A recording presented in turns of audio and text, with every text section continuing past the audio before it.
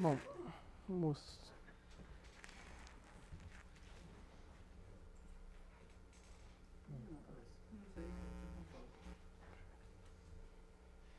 Calma aí, só vou passar aqui só pra pegar o meu mouse, que eu esqueci dele. Vou precisar do mouse.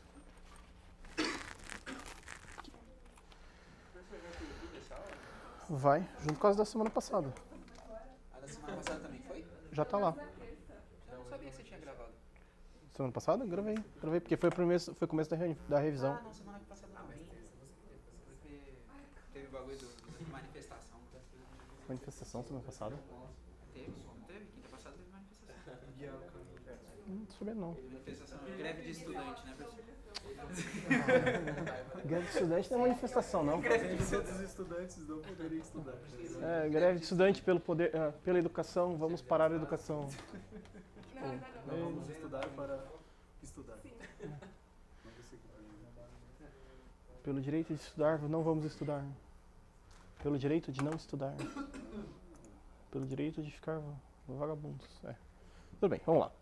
Então, até a aula passada a gente foi até a última parte de criptografia e segurança, e aí ficamos aqui na parte de lógica, certo? Então, para quem ainda não viu, as aulas da semana passada estão na playlist do YouTube, então se vocês pegarem aquele mesmo link que eu mandei da primeira revisão, tá lá já os vídeos, eu vou colocar de novo esses daqui lá. Então, tá sendo mais tranquilo, que com o microfone tá ficando melhor o áudio, não tô tendo que sofrer para ficar arrumando os áudios, então já tô indo direto, não tô nem arrumando nada. Então, show de bola. Então, melhorou um pouquinho o áudio para vocês. Eu vi da primeira, vi da segunda, ficou tipo bem melhor que esse microfone. Então, bora lá. Então, o que a gente tem aqui? A gente tem o começo sobre lógica, tá? Então, a gente começa falando sobre a história, então tem um pouquinho sobre Aristóteles, depois Leibniz, falando sobre Boole e o De Morgan, e finalmente a gente chega no que é importante. Tá, o que é importante de tudo isso? Quando a gente está falando de lógica. Quando a gente está falando de lógica, o que é importante a gente saber é que a gente está falando sobre argumentação, tá? Então a gente está tentando mostrar a validade de algum fato ou de alguns fatos mediante alguma argumentação. Ou seja, tentando combinar algumas ações ou combinar algumas proposições, e essas proposições vão gerar uma sentença verdadeira ou falsa, tá? Então, por exemplo, uma argumentação clássica. Então, a argumentação clássica válida é: seres humanos são mortais. Sócrates é um ser humano. Portanto, Sócrates é mortal, tá? Por que isso aqui funciona? Por transitividade, tá? Porque a gente consegue afirmar: bom, se Sócrates é humano e ser humano é mortal, logo, Sócrates, por ser humano, é mortal. Então, Sócrates é mortal, tá? Então, essa é uma transitividade válida, tá? Então, para isso, existem fatos lógicos que conseguem nos levar a essa conclusão. Agora, existem falsas induções? Existem, por exemplo, seres humanos são mortais. Deus não é mortal. Então, seres humanos implica em mortal, Deus implica em não mortal. Portanto, Deus não é humano. A gente consegue chegar nessa afirmação? Não. Porque não partindo dessas premissas. Com essas duas premissas a gente não consegue chegar nisso, tá? Por quê? Porque a gente poderia ter, tipo, ser humano, então vamos dizer, tipo, H implica em M, de mortal, então H implica em M, e D implica em não M, tá? Então, os dois estão implicando em ser ou não ser mortal, tá? Implicando na argumentação mortal, uma positiva, outra negativa, tá? Só que a gente não consegue afirmar, por exemplo, a partir juntar as duas premissas de uma afirmação, tá? Não existe uma regra que nos permita fazer isso daqui. Então, essa daqui é uma falsa argumentação. Para que serve esse argumento? Para que serve esse exemplo aqui? Para mostrar que às vezes, tipo, a gente é levado a crer que alguma coisa está certa ou está errada, às vezes por outros fatores, e esses outros fatores podem nos levar a cometer equívocos, tá? O que é que a gente tem então? Então, a partir disso, a gente vai pegar e vai analisar somente a estrutura. Então, a gente vai analisar todas as minhas premissas e todas as minhas conclusões a partir apenas de argumentos que são letras ou símbolos. Então, vai ter a introdução de lógica simbólica para tirar o conceito que a gente tem em cima daquela sentença. O que é o P que implica em Q? Não sei o que é P, não sei o que é Q, eu só sei que P implica em Q com essa tabela verdade, tá? O que for que eu estiver usando dentro dessa argumentação vai ser válido, mas tudo vai depender do que é que eu estou assumindo como meu argumento. Tá? Então, a gente não está nem um pouco interessado em saber a validade do fato. Então, supondo que seres humanos são mortais. Não. Supondo H. H é verdadeiro ou falso? Não sei. Só supõe H. Então, a partir disso, a gente tem como trabalhar com a argumentação. Tá? Então, a gente não está tentando validar o argumento em si. A gente está tentando validar a junção dos argumentos para a formação da equação lógica. Tá? Então,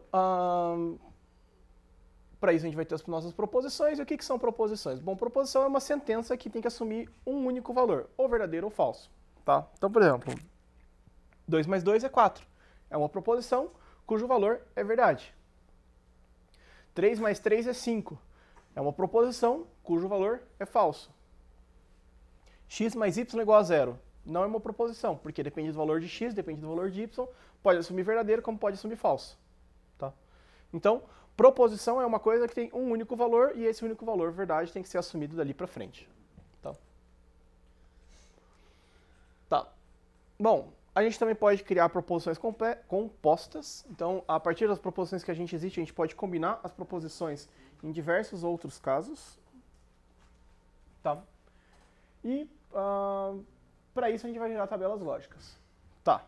Como que a gente vai combinar as nossas proposições? Basicamente utilizando operadores. Tá? E quando a gente está falando de operadores, a gente tem dois tipos de operadores. Quem são os dois tipos de operadores que a gente tem? A gente tem os operadores unários e a gente tem os operadores binários. Tá? Quem são os operadores unários? Bom, o operador unário, o único que a gente tem na verdade, é o operador NOT. Tá? O que esse operador faz? Esse operador pega o valor da minha sentença e, a partir do valor da minha sentença, se a minha sentença é positiva, ela vira negativa. Se a minha sentença é negativa, ela vira positiva. Tá? Então, basicamente, isso que o operador NOT faz. A gente pode representar o operador NOT com vários símbolos. A gente pode representar o operador NOT com o tio P, com o P', com exclamação P, com esse slash P, ou com o P negado, com o P com traço em cima dele.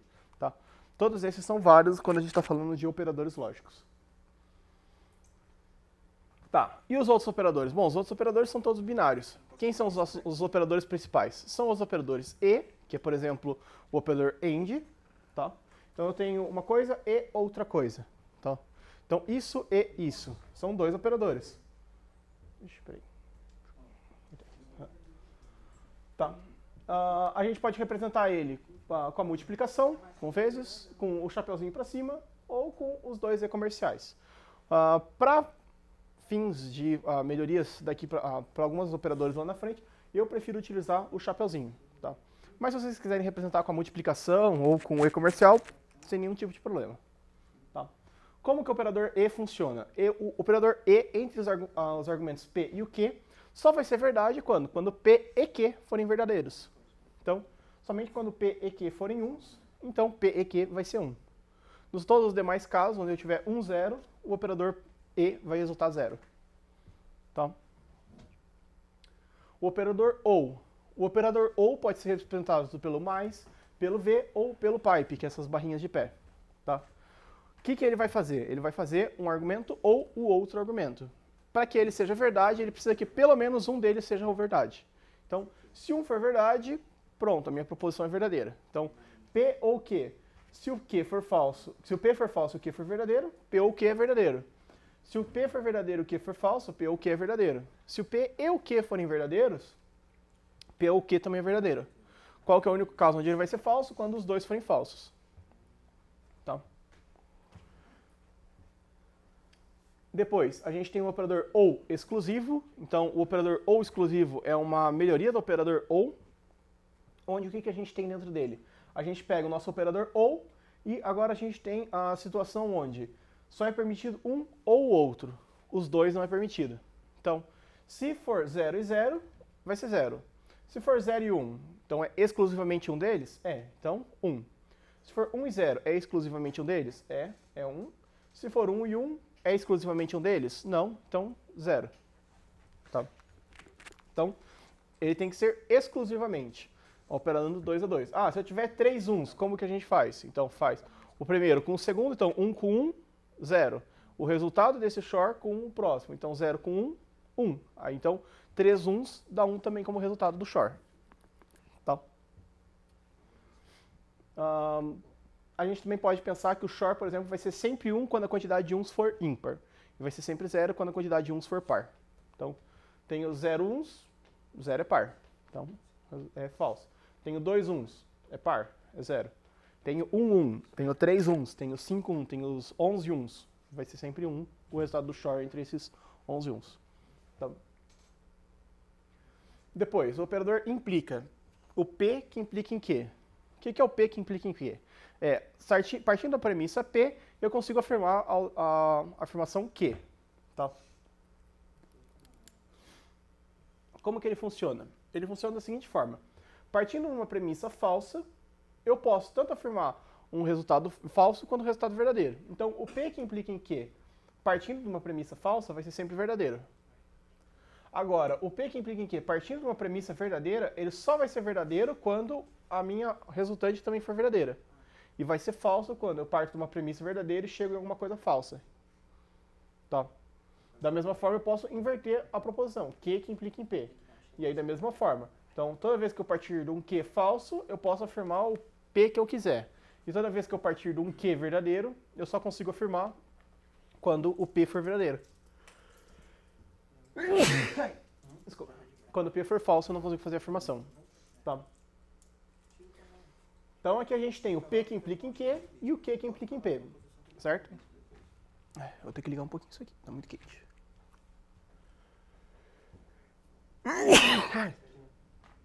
Nossa. Bom, partindo dessas duas premissas aqui, o que a gente tem? A gente tem o outro operador, que é o C somente C. O que é o operador C somente C? O operador C somente C, ele diz que é o P que implica em Q e o Q que implica em P. Então, basicamente, o que ele fez? Ele pegou essas duas resultantes e aplicou a porta lógica E entre elas. Então, 1E1, 1. 1E0, 0. 0E1, 0. 0E1, 0. 1E1, 1. Então, o P, C somente CQ, é 1 para quando o P e o Q forem iguais e 0 para quando o P e o Q forem diferentes. Então, o C somente C vai ser verdade quando ou os dois forem falsos ou os dois forem verdadeiros. Tá?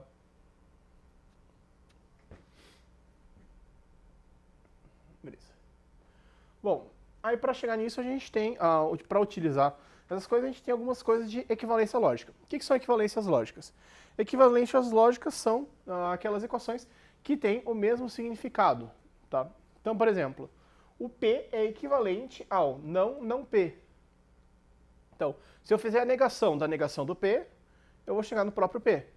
Então, eles são equivalentes. Agora, não é uma equivalência válida eu colocar que a negação de P e Q é P negado e Q negado. Isso aqui não é equivalente. Certo? Qual que é a equivalência aqui? Como que a equivalência ficaria correta? Não P ou Q. Não P ou Q. Ou não P. Q. Ou P, não. Peraí. Não P ou não Q. Não P ou não Q. Exato. Tá? Então, a equivalência correta é não P ou não Q. Da mesma forma que a negação de P ou Q é não P e não Q. Tá? E o C somente C é o P que implica em Q e o Q que implica em P. Belezinha?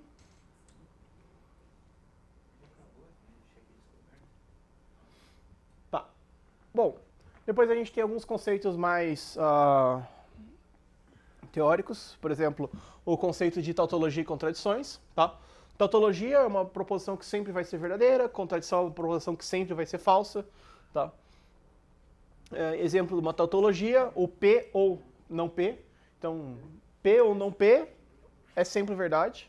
Então, ser ou não ser não é uma questão, é sempre verdadeiro. Tá? Por quê? Porque se o P for 0, então 0 ou 0 negado. 1. 0 ou 1, 1. Se o P for 1 ou 1 negado. 0. 1 ou 0, 1. Então, P ou não P é sempre 1. Sempre vai ser verdadeiro. Da mesma forma, uma contradição é P e não P. P e não P é sempre falso. Tá? Pelo mesmo argumento. 0E1, 0. 1E0, 0. Então, PE não P, sempre falso. Algumas outras propriedades. Bom, a primeira propriedade é a comutatividade. Então, A ou B é a mesma coisa que B ou A. E A e B é a mesma coisa que B ou A. Então, eu posso inverter os meus argumentos que eles são comutativos. Tá? Não tem importância se eu inverter a ordem dentro deles. Associatividade. Então, se eu tenho que eu tenho que fazer eles 2 a 2, porque eles são operadores binários. Então, eu posso fazer primeiro B ou C e depois fazer ou A, ou eu posso fazer A ou B e depois ou C. Ou posso fazer também A ou C e depois ou B. Tá? Aqui dá na mesma, por quê? Porque ele é associativo e comutativo, então vai dar na mesma. Tá? Mesma coisa para o operador E, não importa qual seja a ordem, desde que seja o mesmo operador, eu consigo ficar brincando com os pares que eu vou realizar. Tá? Depois, a distributiva. Na distributiva que entra a complicaçãozinha quando a gente fala dos símbolos. Então, por exemplo, se aqui tivesse com o símbolo de mais e vezes, aqui ficaria bastante estranho. Tá? Por quê? Porque aqui com o operador de ou e fica fácil da gente ver a distributiva acontecendo. Então, A ou B e C é A ou B e A ou C. E A e B ou C é A e B ou A e C. Agora, se fosse com símbolos de mais e vezes, ficaria, por exemplo, A mais B vezes C, ficaria A mais B vezes A mais C. Fica muito estranho, tá? Matematicamente Não faz sentido. faz sentido, né? Não faz sentido na lógica que a gente trabalha normal de um grupo abeliano de 10. Agora, quando a gente está tratando com outros grupos, a gente consegue fazer isso. Então, para a lógica binária, vale. Tá? Já essa daqui ficaria exatamente o que a gente está acostumado. A vezes B mais C é A vezes B mais A vezes C. Então, aqui daria certo o que a gente está acostumado. Mas naquela primeira ficaria bem confuso. Por isso que eu prefiro utilizar esses símbolos do que os símbolos de mais e vezes. Mas isso é tranquilo também, caso vocês queiram mudar, à vontade. Identidade. A e 1 é sempre 1. A ou 0 é sempre 0. Tá? Por quê? Porque qualquer coisa E1 é qualquer coisa. Qualquer coisa ou 0 também continua sendo qualquer coisa. Tá? Porque se eu colocar 1 aqui no valor do A, 1E1, 1. Se eu colocar 0, 0E1, 0. Então, qualquer valor que eu colocar aqui vai resultar em qualquer valor. O mesmo valor aqui como resultante. Mesma coisa aqui por debaixo. Se eu colocar 1 aqui, 1 ou 0, 1. 0 ou 0, 0. Então, qualquer valor que eu colocar para o valor de A vai ser o valor resultante da minha equação. Limite universal. Já aí, se eu inverter a operação, então se eu colocar A e 0, qualquer coisa E0 é 0. A ou 1, qualquer coisa ou 1 é 1. Certo? Beleza.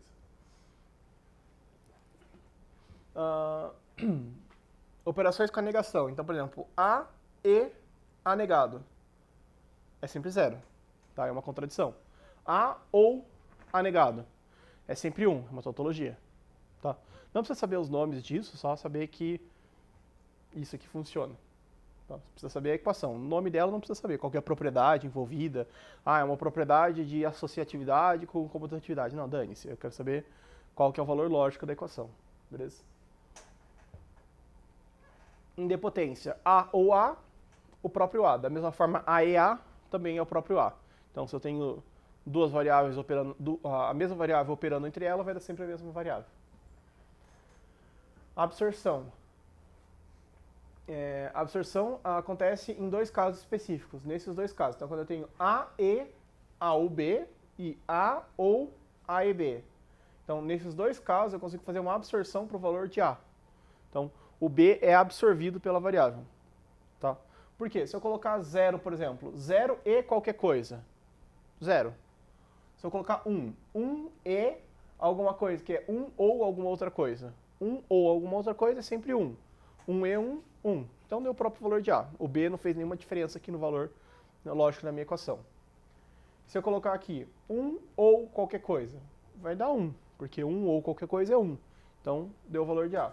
Se eu colocar 0 ou alguma coisa que é 0 e alguma coisa. 0 e alguma coisa, sempre 0. 0 ou 0, 0. Então, também dá o próprio valor do A. Tá? Então, nessas duas equações aqui, não importa qual seja o valor do B, a equação resultante é sempre o valor do A. Tá. Depois a gente tem os operadores com NAND. Com NAND é importante saber que ele é um operador universal, que existem outros operadores universal, como o NOR, e basicamente o que ele serve é para que a gente possa ter uma simplicidade na representação, utilizando uma única porta lógica para construir todo o circuito. Tá? Tá aqui a tabela verdade do NAND, basicamente é a tabela do AND negado, então é NAND, não E. Tá? Não E. Aí, como que funciona? Então, por exemplo, se eu quero fazer o operador NOT, é A, NAND A. Se eu quero fazer o operador A e B, é A, NAND B, NAND A, NAND B. Se eu quero fazer o operador A ou B, A, NAND A, NAND B, NAND B. E o operador SHOR, aí esse cara aqui de baixo zoado, mas é isso aí. Então, só para mostrar que dá para representar realmente qualquer um desses operadores utilizando simplesmente a porta NAND. Fica maior, fica, às vezes para o circuito vale a pena, porque fica tudo com o mesmo operador. Então, ou fica tudo utilizando a mesma porta lógica. Bom, aí as formas normais canônicas. Bom, boa noite. Bom. Aí as formas normais canônicas, o que a gente tem nas formas normais canônicas? Bom, nas formas normais canônicas a gente tem duas formas que são normais. Quais são elas? São as formas normais conjuntivas e as formas normais disjuntivas. Tá? O que é a forma normal conjuntiva? A forma normal conjuntiva é o produto das somas. Tá? Ou representado, ou chamado de max termos. E a forma normal disjuntiva é a soma dos produtos, que é o min termos. Tá? O que significa ser max termos ou min termos? Bom, aqui tem um pouquinho mais, vamos lá. Então, em max termos, a gente vai pegar as variáveis com valor 0 e vai deixar intacto. Ou seja, por exemplo, se for A e o A for 0, então vai ficar o A, que normalmente o A seria o 0 seria o A negado, certo? A gente vai assumir que o novo valor para 0 vai ser o próprio A. Tá? E os valores com tabela lógica em 1 vai ser a sua forma negativa. Então, o A negado agora vai ser o 1. Tá? E para min termos? Bom, para min termos a gente vai deixar o 1 inalterado e o 0 com a forma negativa. Então, por exemplo, aqui tem uma tabela contendo as equações equivalentes a cada um dos casos. Então, por exemplo, na situação onde o A é 0, B é 0 e C é 0, o max termos vai ser A ou B ou C, e o min termos vai ser A negado, E B negado e C negado. Tá? Quando a forma for, por exemplo, A1, B0, C0, para max termos vai ser A negado, ou B ou C. Para min termos vai ser A, E, B negado e C negado. Tá? Então, basicamente, o que ele faz? Ele inverte os operadores e inverte o sinal. Tá? Então, se você perceber, é só a negação um do outro. Então, se eu negar esse circuito todo, gera esse circuito aqui. Ó.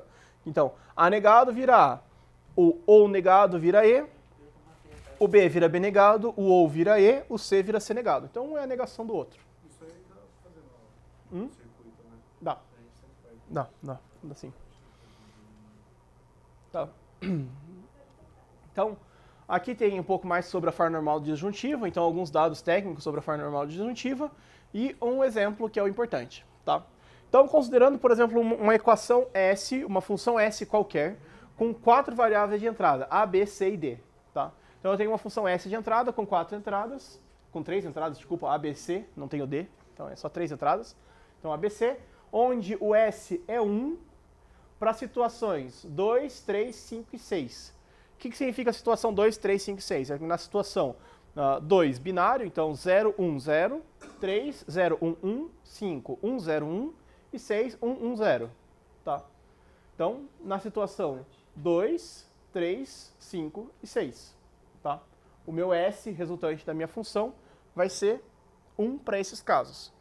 Sendo 1 para esses casos, eu vou pegar simplesmente os min termos desses casos e vou aplicar o ou entre eles, gerando esta equação. Tá? Então, essa equação aqui é a equação que descreve S em termos de mintermos. Tá? Belezinha?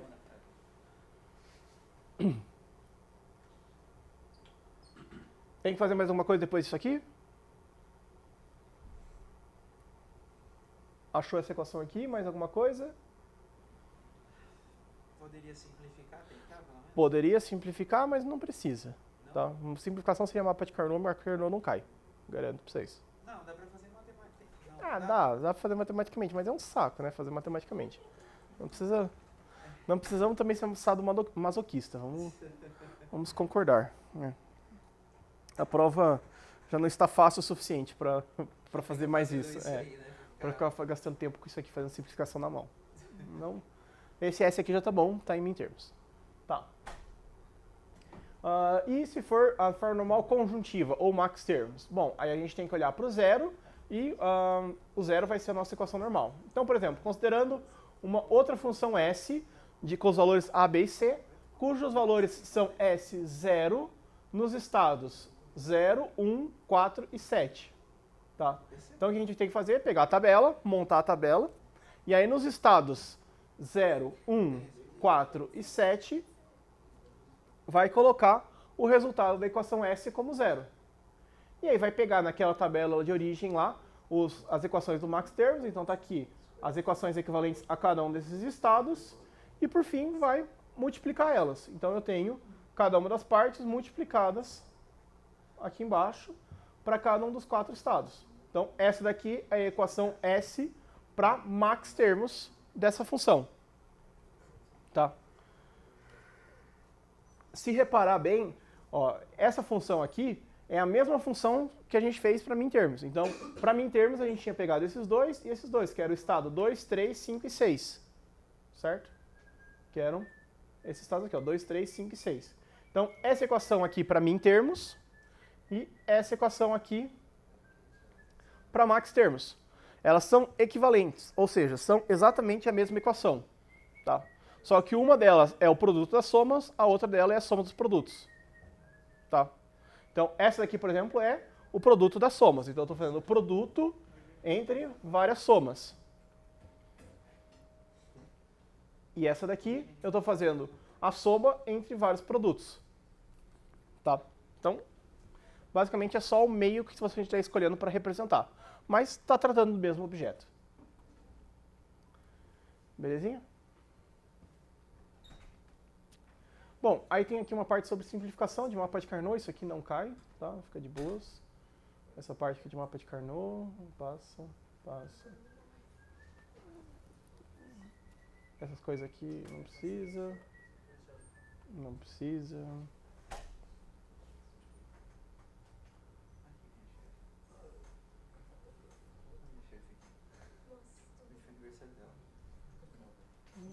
Não, beleza. Tá. Bom, aí a gente continua aqui na matéria, agora a gente entra na parte de operadores binários. Tá? Então, operação com números binários. O que são as operações com números binários? Aqui a gente vai primeiro... Pessoal? Então, pessoal, vamos lá. Aqui primeiro a gente vai retomar então a conversão de base. Na verdade, a gente vai só falar sobre ela um pouquinho, só para relembrar. Depois a gente vai falar sobre soma binária, subtração binária. Sobre subtração binária vai ter que falar sobre o complemento de 1, complemento de 2 e falar sobre multiplicação. Tá? Divisão não cai na prova. Tá? Divisão não precisa saber, fica muito complexo. Deixa só essas 3. Tá? Então vamos lá. Conversão de bases. O que é as bases? Bom, todo mundo se lembra das conversões de bases. Basicamente, bases são grupos numéricos. A gente tem um grupo que é definido por uma base, que diz quantos elementos a gente tem dentro daquele grupo representativo. Então, a gente está acostumado, por exemplo, a trabalhar com base 10. Então, todos os números que a gente está acostumado a trabalhar são bases 10. Mas o computador está mais acostumado a trabalhar com base 2 ou as demais bases que são mais fáceis de obter. Tá? Então, para trabalhar com as operadoras que a gente vai vir aqui para frente, a gente vai trabalhar tudo com base 2.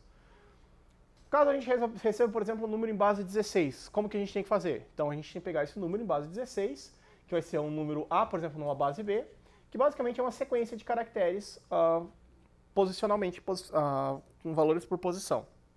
A gente vai pegar esses valores por cada posição e multiplicar eles pela base elevada à posição onde eles estão. E com isso a gente vai obter um valor C que vai estar convertido para a base 10. E aí depois de converter esse valor C para a base 10, a gente tem que converter esse valor para a base 2, que é a base que a gente vai trabalhar. Então, para a base 2 que a gente vai poder trabalhar, e aí a gente vai fazendo divisões sucessivas, obtendo como valores o valor da divisão C' ou C2 linhas, e o resto da divisão D0, D1, D2, D3, D4, assim por diante. Tá? E com isso, a gente vai ter o número D convertido para a base P, que basicamente é enfileirar todos os restos das divisões para obter um novo valor. Tá? E aí dessa forma que a gente vai fazer a conversão, por exemplo, para binária tradicional. Tá. Mais uma tabelinha aqui para vocês brincarem, treinarem depois, mais um pouquinho. E como que isso aqui vai ser cobrado? Bom, vai ser cobrado da seguinte forma, vai ser cobrado da forma da adição. Como que eu faço a operação de adição entre números binários? Para fazer uma adição entre números binários, basicamente a gente vai ter como entrada, ou seja, receber como informação do exercício o tamanho do nosso somador, o valor de A, o valor de B e o valor do carry. Tá? Sendo que A e B são números binários do tamanho do meu somador, e o carry é sempre um único bit. Tá? Então, por exemplo, considerando A como 12, B como 5, e um somador de 5 bits com carry in de 0, qual é o resultado binário do somador? Tá? E aí tem que encontrar o resultado. Como que esse resultado como que a gente vai processar esse resultado? Basicamente, a gente tem que converter A e B para binário, primeiro de tudo. Então, primeiro de tudo, a gente tem que ter o A e o B como valores binários. Tá? Aí, depois de ter o valor de A e B como valores binários, o que a gente faz? A gente pega o bit menos significativo de cada um deles, então, no caso, o A0 e o B0, mais o carry in que foi dado no exercício. Tá? E aí a gente vai calcular o resultado. Então, o resultado na posição 0 vai ser A0, XOR B0, XOR carry in na posição 0. Tá? Esse é o resultado na posição 0. E o carry out na posição 0. Bom, carry out na posição 0 vai ser A0 e B0, ou A0 e carry in 0, ou carry in 0 e B0. Tá? Então, o carry out vai ser 1 quando? Quando eu tiver 2 bits 1s. O resultado vai ser 1 quando eu tiver uma quantidade ímpares de 1s entre esses 3. Então, quando 1 ou 3 forem 1s. Tá? Então, calculamos para o primeiro bit, para o bit 0. E aí, a partir do bit 0, como que a gente faz? A gente faz o processo bit a bit, do menos para o mais significativo. Tá? Lembrando que o carry in da posição I é o carry out da posição I-1. Então, por exemplo, aqui eu obtive o carry out da posição 0. Esse carry out da posição 0 vai ser o carry in da posição 1. Tá? Então, o carry in da posição 1. Então, eu vou pegar o carry in agora da posição 1, o A na posição 1, o B na posição 1, e vou fazer que o resultado na posição 1 vai ser o A